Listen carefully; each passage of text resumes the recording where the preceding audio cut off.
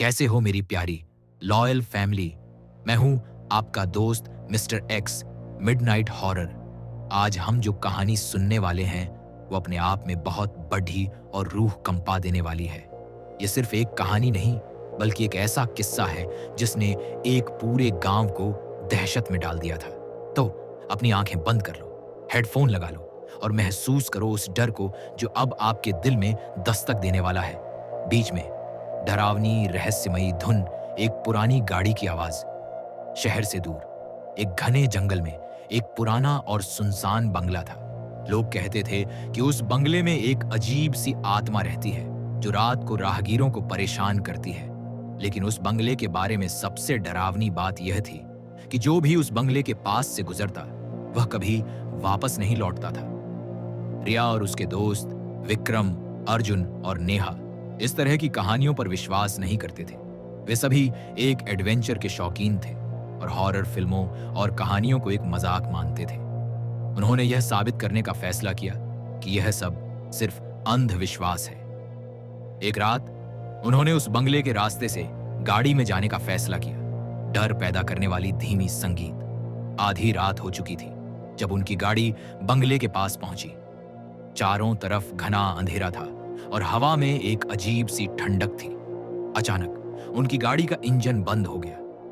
विक्रम ने गाड़ी को स्टार्ट करने की बहुत कोशिश की लेकिन वह स्टार्ट नहीं हुई। धीमी, डरने वाली आवाज। तभी उन्होंने देखा कि बंगले की बालकनी में एक परछाई खड़ी है। वह परछाई उनकी ओर देख रही थी लेकिन उसका चेहरा नहीं दिख रहा था। नेहा डर गई और उसने कहा, चलो वापस चलते हैं। लेकिन विक्रम ने कहा, यह सब मन का वहम है। एक औरत के रोने की दर्द भरी आवाज। अचानक उन्हें बंगले के अंदर से किसी के रोने की आवाज सुनाई दी। रिया और उसके दोस्त डर गए लेकिन फिर भी वे यह जानने के लिए उत्सुक थे कि अंदर क्या हो रहा है। उन्होंने हिम्मत करके बंगले के अंदर जाने का फैसला किया। दरवाजा खुलने की कर्कश आवाज। जब उन्होंने उस कमरे में झांका तो उन्होंने देखा कि एक बूढ़ी औरत कोने में बैठी रो रही है। रिया ने उस बूढ़ी औरत से पूछा, आप कौन हैं? आप यहां क्यों रो रही हैं? संगीत की पिच बदल जाती है और भी डरावनी हो जाती है। बूढ़ी औरत ने अचानक सिर उठाया और उनकी तरफ देखा। उसकी आंखें पूरी तरह से सफेद थीं और उसके चेहरे पर एक डरावनी मुस्कान थी। वह धीरे धीरे उनकी तरफ बढ़ने लगी और उसके पैरों के निशान हवा में गायब हो रहे थे। भूतिया, धीमी और डरावनी आवाज। बूढ़ी औरत ने कहा, मैं इस बंगले की पहली रानी हूं। मैंने अपने बेटे को खो दिया था और उसका शव मुझे कभी नहीं मिला। हर रात मैं उसे ढूंढती हूं और जो भी मेरी मदद करने आता है वह भी मेरे साथ हमेशा के लिए यहां रह जाता है। भूत की डरावनी हंसी। बूढ़ी औरत का शरीर अब हवा में तैरने लगा और उसकी मुस्कान और भी भयानक हो गई।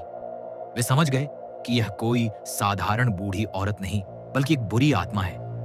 वे वहां से भागने की कोशिश करने लगे लेकिन बंगले के सारे दरवाजे और खिड़कियां अपने आप बंद हो गए।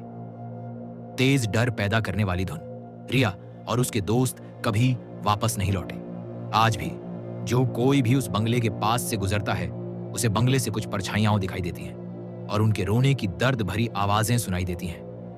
अंतिम, एक औरत के रोने और डर वाली हंसी की आवाज के साथ कहानी खत्म। धीरे धीरे शांत होती हुई डरावनी धुन मिस्टर एक्स और इसी के साथ खत्म होती है आज की यह रूह कंपा देने वाली कहानी।